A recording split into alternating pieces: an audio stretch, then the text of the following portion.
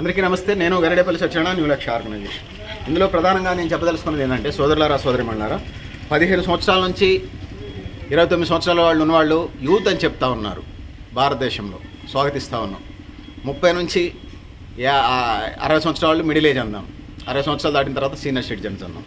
ఇందులో ప్రధానంగా యూత్కు సంబంధించి ఉపాధి మార్గాలు చేయాల్సిన అవసరం ఉంది. గతంలో ఉన్నటువంటి యూపీఏ లేకపోతే కాంగ్రెస్ ప్రభుత్వం సంవత్సరానికి 1 కోటి ఉద్యోగాలు ఇస్తారన్నది, సో వాళ్ళ సగరంగా అమలు చేయలేదు. మరి ఇప్పుడున్నటువంటి ఎన్డీఏ ప్రభుత్వం లేకపోతే బీజేపీ కూటమి ఏదైతే ఉందో, ఈ బీజేపీ కూటమి ఎన్డీఏ ప్రభుత్వం ఏదైతే ఉందో వాళ్ళు ఏమంటున్నారా అంటే, ఇందులో ప్రధానంగా సంవత్సరానికి 2 కోట్ల ఉద్యోగాలు ఇస్తామని చెప్పేసి ఈ దేశంలో అధికారంలోకి వచ్చారు. అంటే ఇప్పటికి సుమారుగా 12 సంవత్సరాలు అవుతా ఉంది. ఈ 12 సంవత్సరాలకు సంబంధించి 12 రోజులు 24 కోట్లు, దేశ జనాభా 146 కోట్లు అనుకుంటే 12 రోజులు 24 కోట్ల ఉద్యోగాలు ఇచ్చిగినక ఉంటే ఈ దేశంలో దాదాపుగా నిరుద్యోగత అనేది కనపడకపోయింది. ఇప్పటికే వ్యవసాయ రంగం, పారిశ్రామిక రంగం, ఇతర రంగాలకు సంబంధించి ఉపాధి పోను, మిగిలింది నిరుద్యోగాన్ని కనపడకపోయేది. తద్వారా దేశం అంటే కుటుంబాలు ఉపాధి జరిగినప్పుడు టర్న్ ఓవర్ జరుగుతుంది. ఉప్పు మీద, పప్పు మీద, చింతపండు మీద, మంచినీళ్ళ మీద వీళ్ళు ఇక్కడ ఈ వస్తువులు కొనుక్కుంటారు. వ్యవస్థ అంతా టర్న్ ఓవర్ జరుగుతుంది. ఆ విధంగా దేశం ముందుకు పోవడానికి ఆస్కారం ఉంటుంది. కానీ రిటైర్మెంట్లే తప్ప రిక్రూట్మెంట్లు లేవు. ఇక్కడ ఏ డిపార్ట్మెంట్ చూసినా అందిన కాడికి అమ్మక దొబ్బుతున్నారు తప్పితే, అటు ఎల్ఐసి కానీ, రైల్వే కానీ, షిప్ యార్డులు కానీ, లేకపోతే నేవీ అంటే సముద్రానికి సంబంధించినటువంటి విభాగాలన్నింటినీ కూడా ప్రైవేట్కి అందిన కాడికి అమ్మకు దొబ్బుతున్నారు తప్ప మరొకటి కాదు. ఒక ఇంట్లో ఒక కిరాయికి వచ్చినటువంటి వ్యక్తి ఎవరైతే ఉన్నారో, ఆ కిరాయికి వచ్చినటువంటి వ్యక్తి ఆ ఇంట్లో ఉన్న రోజులు ఆ కిరాయి కడుతూ దానికి సంబంధించి నీళ్లు వస్తాయి, బాత్రూమ్ వస్తాయి, లేకపోతే తలదాచుకునే వస్తాయి, అక్కడ కూర్చునే అట్లా ఆ రైట్స్ ఉంటాయి, అందుమట్టుకు ఓకే. కానీ ఆ ఇంటిని ఆక్యుపై చేసి అమ్మే హక్కు ఆ ఇంటి టెనెంట్కి అంటే కిరాయిదారుడికి లేదు. ఇక్కడ పాలక ప్రభుత్వాలకు సంబంధించి నేనేం చెప్పదలుచుకున్నా అంటే, పాలక ప్రభుత్వాలు 5 సంవత్సరాల పరిపాలన చేయమని చెప్పేసి ప్రజలు ప్రత్యక్షంగా పరోక్షంగా అప్పగిచ్చారనుకుందాం. అంటే భారతదేశంలో 91 కోట్ల చిల్లర, 92 కోట్ల ఓటర్స్ ఉన్నారు. అందులో 32 కోట్ల మంది ఓటర్స్ పాల్గొట్ల. మిగిలిన పాల్గొన్నటువంటి 60 కోట్ల ఓటర్స్లో వీళ్ళకి 35% కూడా రావట్లేదు. 50% సంగతి దేవుడు ఎరుగు. అయినా వీళ్ళు రాజ్యాధికారంలోకి వస్తూ ఉన్నారు. అంటే మిగిలినటువంటి అసలు 50% ఏవో ఈ దేశ పాలకుల్ని వీళ్ళు ప్రజలు ఎన్నుకున్నట్టుగా మనకు అనిపించింది. ఇదంతా ప్లూటోక్రసీ, ధనస్వామ్యం, ప్రజాస్వామ్యం కానే కాదు. ప్రజలు తాము ఏర్పరచుకొని తాము నడుపుకొని by the people, for the people, and the people అంటారు. అబ్రహం లింకన్ అన్నట్టుగా ప్రజలు తమ కొరకు తాము ఏర్పరచుకొని తాము నడుపుకున్నటువంటి ప్రభుత్వంలాగా లేవు. సో అందుకోసం వీళ్ళకి ప్రజల మీద చిత్తశుద్ధి ఉండదు, యువజన రంగం మీద, నిరుద్యోగత మీద చిత్తశుద్ధి ఉండదు. భారతదేశం అభివృద్ధి చెందుతున్న దేశాల్లో 4వ దేశంగా ఉందని చెప్పేసి ప్రధానమంత్రి సాక్షాత్తు భారత ప్రధాని నరేంద్ర మోడీ చెప్తా ఉన్నాడు. సో నేనేమంటున్నానంటే, నిజంగా అంత అభివృద్ధిగా జరిగి ఉంటే మరి ఏమైనది అనేది నేను తెలియజేస్తా ఉన్నాను. మరి దేశంలో ఎంత అసలు ఉద్యోగతే లేదు. కొత్త ఉద్యోగాలు ఏమన్నా మీరు వచ్చినటువంటి 12 ఏళ్ళలో ఏమైనా కొత్త ఉద్యోగాలు తీసుకొచ్చారా? రిటైర్మెంట్లే తప్ప కొత్త ఉద్యోగాలు ఇచ్చారో మీరు లెక్కలు చెప్పాలి.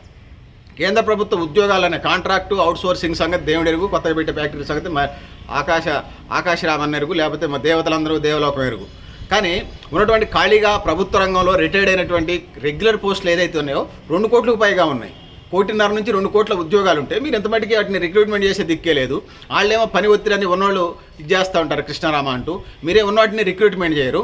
సో కొత్త పరిశ్రమలు పెట్టరు, వ్యవసాయ రంగాన్ని లేకపోతే పారిశ్రామిక రంగాన్ని, ఇతర రంగాలను అభివృద్ధి చేయరు. మరి దేశంలో ఉన్నటువంటి యువత నిర్వీర్యమైపోతుంది, మందు తాగుతుంది, గంజాయి తాగుతుంది, టెర్రరిస్ట్ కార్యకలాపాల వైపు వెళ్తున్నారు, ఎప్పుడో లేకపోతే అటువైపు ప్రయాణం చేస్తున్నారు, లేకపోతే ఆత్మహత్యల వైపు వెళ్తున్నారని ఓ నీతి రాగాలు చెప్తా ఉన్నారు తప్పితే మీకు పాలక వర్గాలకి ఇటు కేంద్ర ప్రభుత్వం కానీ ఇటు రాష్ట్ర ప్రభుత్వానికి సంబంధించి కానీ మీకు చిత్తశుద్ధి లేదనేది ఈ సందర్భంగా నేను ప్రశ్నిస్తూ ఉన్నాను. నిజంగా మీకు చిత్తశుద్ధి ఉంటే, ఈ దేశ అభివృద్ధిని కోరుకునే వాళ్ళు ఉంటే, ఈ దేశం పట్ల మీకు ఖచ్చితంగా చిత్తశుద్ధితో ప్రేమ ఆప్యాయతలు ఉంటే ఖచ్చితంగా ఉద్యోగతని పెంపొందించే ప్రయత్నం చేసేటోళ్ళు. అంతే తప్ప మనం ఏదైనా దాహం అయినప్పుడు ఇట్లా దోషులు పట్టుకొని, గ్లాసులు ఉండవు మనం బోరింగ్ దగ్గరికి వెళ్ళినప్పుడు, బయట ఊర్లు వెళ్ళినప్పుడు, సో ఇట్లా దోషులు పెట్టుకొని నీళ్ళు తాగుతాం. అంతే తప్ప ఇట్లా దోషులు పెట్టుకొని నీళ్ళు తాగేటప్పుడు ఇట్లా మోచేతి నుంచి కారే నీళ్లతోనే ఎప్పుడు దాహం తీరదు. అది అందుకోసం ఏదో పెట్టుబడిదారులకి మేము పెట్టుబడులు ఇస్తాం, 56 లక్షల కోట్ల సబ్సిడీలు ఇవ్వడం వల్ల ఆ విధంగా వాళ్ళు ఉద్యోగాలు ఇస్తారు. వాళ్ళు ప్రాఫిట్ ఎజెండాగా నడుస్తూ ఉంటుంది. ప్రైవేటు వ్యక్తులు, శక్తులు, సంస్థలు, మల్టీనేషనల్ కంపెనీలన్నీ వాళ్ళు ఈ దేశం పట్ల చిత్తశుద్ధి ఏముంటుంది, ఈ దేశం పట్ల ప్రేమ ఏముంటుంది. ఎవరైనా ప్రైవేట్ సెక్టార్కి సంబంధించిన వాళ్ళు ఎవరైనా కూడా ఖచ్చితంగా వాళ్ళ లాభాపేక్షతోనే ముందుకు వెళ్తారు తప్పితే ఈ దేశంలో ఉద్యోగతను పెంచడానికి, ఈ దేశంలో ఉపాధి మార్గాలు పెంచడానికి ప్రైవేట్ రంగం అసలు ఎప్పుడు సిద్ధంగా ఉండదు. లాభమే ఎజెండాగా ఉంటుంది. అట్లా చెప్పాల్సి వస్తే మనం ఆహార పంటలన్నీ వ్యవసాయం అంతా మల్టీనేషనల్ కంపెనీలకు అప్పచెప్పేద్దాం అనుకుంటున్నారు ప్రభుత్వాలు, పాలక వర్గాలు. వాళ్ళకి అప్పచెప్పేస్తే ఆహార పంటలు పండిస్తారా? గోధుమ, వరి, జొన్న, రాగులు, సజ్జలు, కూరలు, అసలు చిరుధాన్యాలు అసలే పండించారు. ఎందుకంటే వాటి మీద లాభాలు రావు. కమర్షియల్ పంటలోకి తీసుకెళ్తారు. అప్పుడు దేశంలో ఆహార సంక్షోభం వచ్చి దేశం 1000 ఏళ్ళకి 10,000 ఏళ్ళకి ఆదిమ సమాజంలోకి నెట్టేయబడుతుంది. అందుకోసమే పెట్టుబడిదారుల యొక్క లక్ష్యాలు కానీ ప్రైవేట్ రంగానికి సంబంధించిన లక్ష్యాలు, ఆశయాలు అవన్నీ వేరుగా ఉంటే వాళ్ళ ఎజెండా వేరు. చేయాల్సిందల్లా ప్రభుత్వ రంగం. ఇక్కడ చేయాల్సిన ప్రభుత్వ రంగం చేయకుండా యువత నిర్వీర్యం అయిపోతుంది. యువత డబ్బుకు బానిస అవుతున్నారు, ఓటుకు నోటు తీసుకుంటున్నారు, వాళ్ళ జెండాలు మోస్తూ ఉన్నారు, వీళ్ళకి పోస్టర్లు అంటిస్తూ ఉన్నారు, మందు తాగుతూ ఉన్నారు, డ్రగ్స్కి అడిక్ట్ అవుతున్నారంటే మీరు వాళ్ళల్లో నిరాశ నిరుశోభలు నింపకుండా గురి చేసింది మీరు. వాళ్ళని దిశ నిర్దేశం చేయాల్సినటువంటి మీరు నిమ్మకి నీరెత్తినట్టుగా చోద్యం చూస్తున్నారు తప్ప కేంద్ర రాష్ట్ర ప్రభుత్వాలు ఉన్న ఖాళీగా అసలు జీవితం మీద ఆశే కల్పించలేదుగా. ఖాళీగా ఉన్న ఉద్యోగాలని భర్తీలు నింపాలి, అదేవిధంగా స్వయం ఉపాధి లోన్లు ఇవ్వాలి. మనిషి అనేవాడు నిరుద్యోగ వృత్తి కూడా ఇవ్వండి. ఈ దేశ సంపదే కదా. ఎంతోమందికి ఎన్నో ఇస్తున్నారు. 56 లక్షల కోట్లు ఇప్పటికీ భారతదేశ స్వతంత్రం వచ్చిందా అనే దగ్గర నుంచి ఇప్పటిదాకా బహుళజాతి సంస్థలకు మీరు అప్పచెప్పారు. మరి నిజంగా వాళ్ళు ఎంతమందికి ఉద్యోగం ఇచ్చారు, ఏం ఉపయోగం చేశారు? పెట్టుబడిదారుల తాబేదారులుగా ఈ దేశంలో ఉన్నటువంటి పెట్టుబడిదారుల యొక్క కనుసరణల్లో కేంద్ర రాష్ట్ర ప్రభుత్వాలు నడుస్తూ ఉన్నట్టుగా ఒక పెద్ద ఆయన చెప్తుంటే విన్న మాటలు నాకు నిజమే అనిపిస్తూ ఉంది. ఎందుకంటే వాటిని మనం అధిగమించి ముందుకు పోవాల్సిన అవసరం ఉంది. ఇక ఉపాధి మార్గాలకు సంబంధించి మనం చూసుకున్నప్పుడు దేశవ్యాప్తంగా ఒక ప్యూన్ ఉద్యోగానికి సంబంధించి సుమారుగా 600 పోస్టులు పడితే సుమారుగా 3 లక్షల మందికి పైగా అప్లై చేసుకున్నారు. ఇట్లాంటి పరిస్థితులు ఉన్నాయి. మరి దేశంలో ఉద్యోగతిని ఉపాధిని పెంచాల్సినటువంటి పాలక వర్గాలు చిత్తశుద్ధి లేకుండా యువతను నిర్వీర్యం చేస్తానని చెప్పి మరొకటి కాదని తెలియజేసుకుంటున్నాను. వీటిని ముందుకు తీసుకోవాల్సిన నిరుద్యోగతిని అనగదొక్కేసి ఉద్యోగతిని ఉపాధిని కల్పించే పాలకవర్గాలు ప్రయత్నం చేయాలి. ఆ విధంగా చేయటం వల్ల నవనిర్మాణం జరుగుతుంది. అది వ్యవసాయ రంగమా, పారిశ్రామిక రంగమా, ఇంకొక రంగమా, స్వయోపాధికి సంబంధించా, లేకపోతే లోన్లు ఇస్తారా, లేకపోతే నిరుద్యోగ వృత్తి ఇస్తారా, ఆ విధంగా డబ్బులు టర్నోవర్ చేసేటువంటి విధంగా ముందుకు తీసుకెళ్లాల్సిన అవసరం అయితే ఉన్నదని తెలియజేసుకుంటున్నాను. ఆ వైపుగా భావి భారతానికి బాటలు వేయాలి. ఆ విధంగా నవ సమాజాన్ని నిర్మించగలుగుతాం. ఇంకొక వైపు ఎంత చదువుకొని నిరుద్యోగ యువత కాంపిటేటివ్ ఎగ్జామ్స్కి ప్రిపేర్ అవుతూ ఉంటే ఏమవుతా ఉంది? వీళ్ళంతా కలిసి ఎవరి వైపు తీసుకెళ్తా ఉన్నారు? వీళ్ళందరినీ కాంపిటేటివ్ ఎగ్జామ్స్ పోతే పేపర్ లీకేజీలు వస్తూ ఉన్నాయి. ఎగ్జామినేషన్ పేపర్లు ఎందుకు లీక్ అవుతారండి? వాళ్ళని అరెస్ట్ చేసి ఖచ్చితంగా సిఐడి కాకుండా సిబిఐ, లేకపోతే ఖచ్చితంగా సిఐడి వేయండి, సిన్సియర్గా వేసి సిట్టింగ్ జడ్జిలతో వేసి ఖచ్చితంగా వాళ్ళ మీద చర్యలు తీసుకోవాలి. ఆ విధంగా వాళ్ళకి జైలు శిక్షలు పెడితే తప్ప పేపర్ లీకేజీలు ఎందుకు వస్తాయండి? కొన్ని విద్యా సంస్థలే ఏమంటారు, కార్పొరేట్ విద్యా సంస్థలకి ప్రతి సంవత్సరం కేజీ టు పీజీ దాకా ర్యాంకులు ఎందుకు వస్తూ ఉన్నాయి? విద్యారంగాన్ని ఎవరికి అప్పచెప్తున్నారు? ఉపాధి రంగాలను ఎటువైపు అప్పచెప్దాం అనుకుంటున్నారు? ఇదేమైనా పెట్టుబడిదారి దేశమా? ఎటువైపు తీసుకుపోతున్నారు వాళ్ళు? అంటే భారతదేశం పెట్టుబడిదారి దేశం వల్ల అభివృద్ధి చెందుతుంది అనుకుంటున్నారా? ప్రభుత్వ రంగం లేకుండా భారతదేశం ఎప్పుడు అభివృద్ధి చెందనేది చరిత్ర సత్యం, జగమెరిగిన సత్యం అనేది ఈ సందర్భంగా తెలియజేసుకుంటున్నాను పెద్దలారా, మిత్రులారా. ఇక్కడ ఉపాధి లేక ఇతర దేశాలకు వెళితే అమెరికా లాంటి దేశాల్లో, చాలా దేశాల్లో వాళ్ళు జాతీయవాదం పేరుతోనే మన వాళ్ళకి ఇబ్బందులు పెడతా ఉన్నారు. అది ఎడ్యుకేషన్కి సంబంధించి కానీ, లేకపోతే ఉపాధికి సంబంధించి కానీ ఇబ్బందులు మనం చూస్తూ ఉన్నాం. భారతదేశంలో అవినీతి, ఆశ్చర్యపక్షపాతం, బంధుప్రీతి, బ్యూరోక్రటిక్ విధానాలు ఏదైతే ఉన్నాయో ఇవి దేశం ప్రజలకి యొక్క నష్టాన్ని కలగజేస్తా ఉన్నాయి. ఆ విధంగా ఇబ్బంది పడుతున్నారనేది తెలియజేసుకుంటున్నాను. ఇది దేశానికి లేకపోతే సమాజానికి అంత మంచిది కాదు. సమాజ నవనిర్మాణం కోసం, దేశం నవనిర్మాణం కోసం మనం అందరం పనిచేయాలని కరుడుగట్టిన జాతీయవాదంతో ముందుకెళ్లాల్సిన అవసరం ఉంది. అవినీతి, ఆశ్రిత పక్షపాతం, రాగద్వేషాలు, బ్యూరోక్రటిక్ విధానాలని అధిగమించి ముందుకు పోవాల్సిన అవసరం అయితే ఉన్నది. పాలక వర్గాలు ఆ వైపుగా ఆలోచించాలి. ఇటు రాష్ట్ర ప్రభుత్వంగా ఖాళీగా ఉన్నటువంటి 2 లక్షల ఉద్యోగాలు తెలంగాణ రాష్ట్ర ప్రభుత్వం, అదే కేంద్రంలో ఉన్నటువంటి సుమారు 1.5-2 కోట్ల ఉద్యోగాలు రెగ్యులర్ ఉద్యోగాలతో పాటు కాంట్రాక్టు, అవుట్సోర్సింగ్, ఇతర నియామకాలను భర్తీ చేసి స్వయోపాధి లోన్లు ఇచ్చి ప్రజలు ఇంకా ఉపాధి మార్గాలను పెంచి ఆ విధంగా అభివృద్ధి రంగాలని మరింత వ్యవసాయ అనుబంధ రంగాలను కూడా, పౌల్ట్రీ రంగం కానీ, అంటే కోళ్ల పరిశ్రమ కానీ, మాంస పరిశ్రమ కానీ, గొర్రెలు మేకల పెంపకందారులకు సంబంధించి కానీ, అదేవిధంగా చేపలు మత్స్య పరిశ్రమకు సంబంధించి కానీ, లేకపోతే పచ్చళ్ళకు సంబంధించి కానీ, లేకపోతే ఇట్లా అనేక రంగాలు, వ్యవసాయ ఆధారిత అనుబంధ రంగాలు అభివృద్ధి చేయాల్సిన అవసరం ఉంది. కూరగాయల కోల్డ్ స్టోరేజ్ లాంటి వాటిని పెంచాల్సిన అవసరం ఉంది.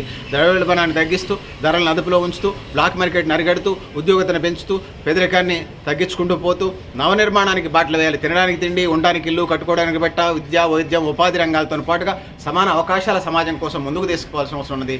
అదేవిధంగా రాజ్యాధికారంలో ఓటా పేరుతోనే సామాజిక న్యాయం చేయాల్సిన అవసరం ఉంది. స్కిల్ డెవలప్మెంట్ ప్రోగ్రామ్స్ చేయాల్సిన అవసరం ఉంది. ఆ విధంగా లేటెస్ట్ అప్డేట్స్, ప్రపంచం ఎటువైపు ప్రయాణం చేస్తుందో యువతను అటువైపు నడిపించాల్సిన అవసరం ఉన్నది. భూమి పంపిణీ జరగాలి. ఆ విధంగా ఈ దేశంలో పేదరికం పోయి ఆ విధంగా సమాజాభివృద్ధికి, దేశాభివృద్ధికి బాటలు పడతాయని చెప్పేసి అందులో యువతది చాలా కీలకమైన పాత్ర. భారతదేశంలో 100కి 60% యువత ఉన్నారు. ఈ మానవ వనరులను ఉపయోగించుకొని దేశ ఉత్పత్తి రంగాన్ని పెంచుకునే ప్రయత్నం చేయాలి. ఆ విధంగా పెంచుకొని ముందుకు పోవటం వల్ల ఈ దేశాభివృద్ధికి బాటలు పడతాయి. ఏదో పెట్టుబడిదారుల యొక్క అభివృద్ధిని బేస్ చేసుకొని, పన్నులను బేస్ చేసుకొని దేశం 4వ స్థానంలో ఉందనకుండా ఏదైతే ఉన్నదో ఈ యొక్క విధి విధానాలకు సంబంధించి ముఖ్యంగా ఆకలి సూచీలో కానీ, పేదరిక సూచీలో కానీ, ఆరోగ్య సూచీలో కానీ, లేకపోతే అభివృద్ధి సూచీలో కానీ 100కు పైన ర్యాంక్స్ చూపిస్తున్నాయి. కానీ కేవలం పెట్టుబడిదారుల యొక్క ఆదాయాన్ని చూపించి వీళ్ళు అభివృద్ధి చెందుతున్న 4వ ఆర్థిక వ్యవస్థగా మనకు చూపిస్తూ ఉన్నారు. ఎట్లా చూపిస్తున్నారా అంటే, ఒక గ్రామీణ ప్రాంత కూలి రోజు కూలి 200గా పోతుంటాడు. ఈ దేశంలో మల్టీనేషనల్ కంపెనీలకు సంబంధించిన వాళ్ళకి ఒకటికి రోజుకి ₹1 కోటి వస్తాయి. వీళ్ళు ఇద్దరు అగ్రిగేట్ చేస్తూ ఉన్నారు.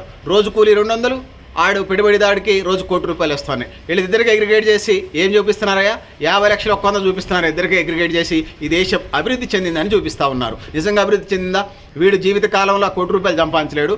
వాడి జీవితకాలం ఈ దేశంలో ఉన్నోడు మరింత ఉన్నోడు కదా, పేదోడు మరింత పేదోడుగా, ధనికులు మరింత ధనికులుగా, పేదలు మరింత పేదలుగా అవుతున్నారు. ఈ వ్యవస్థని సెట్ చేయాల్సినటువంటి బాధ్యత, వీళ్ళిద్దరిని సెట్ చేయాల్సినటువంటి బాధ్యత, ధనికులు పేదలు మరింత పేదలు, వీళ్ళని సెట్ చేయాల్సినటువంటి బాధ్యత పాలకవర్గాల మీద, ప్రభుత్వం మీద, కేంద్ర రాష్ట్ర ప్రభుత్వాల మీద ఉన్నది.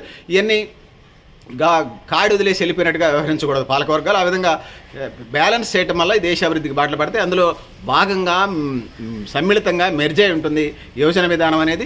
జాతీయ యోజన విధానం అనేది చాలా అవసరం. అందుకోసం యువతకి ఉపాధి అవకాశాలు కల్పించాలి, కార్మిక రంగానికి కూడా ఉపాధి అవకాశాలు కల్పించాలి, వ్యవసాయ రంగాన్ని స్ట్రెంథెన్ చేయాలి. ఇక దాంతో పాటు ప్రపంచం ఎటువైపు ప్రయాణం చేస్తుందో వాటికి సంబంధించినటువంటి మార్గాల్ని మనం విస్తరించుకునే అవకాశం అయితే ఉంది. ఆ విధంగా ముందుకు పోవాలని తెలియజేసుకుంటూ, సో పెద్దలారా మిత్రులారా, జాతీయ యోజన విధానాన్ని ప్రకటించి ఆ విధంగా ముందుకు పోవాల్సిన అవసరం ఉంది. సో ఒకటి ఉద్యోగాలు ఇవ్వాలి, అది ప్రభుత్వ ఉద్యోగాలు, దాని తర్వాత ప్రైవేట్ రంగం ఉద్యోగాలు, కాంట్రాక్ట్ అవుట్సోర్సింగ్ ఉద్యోగాలు, అయిన తర్వాత స్వయం ఉపాధి లోన్స్, అయిన తర్వాత స్కిల్ డెవలప్మెంట్ ప్రోగ్రామ్స్ ఇవ్వాలి, ప్రభుత్వ వ్యవసాయ రంగ అనుబంధ పరిశ్రమలు అభివృద్ధి చేయాలి, ప్రపంచం ఎటువైపు ప్రయాణం చేస్తుందో వాటిని అందిపుచ్చుకొని నూతన science and technology, latest science and technology update అయ్యి మన యువతకి ట్రైనింగ్స్ ఇస్తూ ఆ విధంగా ప్రపంచంతో సమానంగా ముందుకెళ్ళగలిగే సమాజాన్ని నిర్మించుకునే వైపు మనం ప్రయాణం చేయాలని చెప్పేసి పెద్దలారా మిత్రులారా, మీరు కూడా మీ అభిప్రాయాలు కామెంట్ బాక్స్లో రాయడం తెలియజేస్తూ, నేను గరిడేపల్లి సత్యనారాయణ, న్యూ లక్ష్య ఆర్గనైజేషన్.